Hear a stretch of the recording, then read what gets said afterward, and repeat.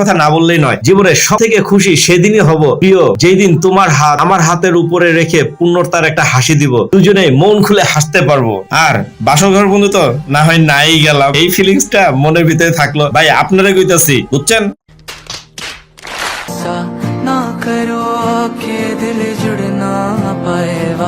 আরে হালায় করে হালায়, খাসির রানটা তুই তুলতে পারতেছিস নি, আমি তো হেই চিন্তায় আছি নাকি ওই কোনা দিয়ে আরেকজন হাত ধরে রাখছে। তোর বয়স হয়েছে কি, এখনো তো চেহারা দেখে মনে হয় যে নাক টিপলে দুধ বাইর হইব। তবে বন্ধুরা কেউ আবার কইেন না যে ভাই আপনি এটাও জানেন না যে কই চাপ দিলে দুধ বাইর হয়।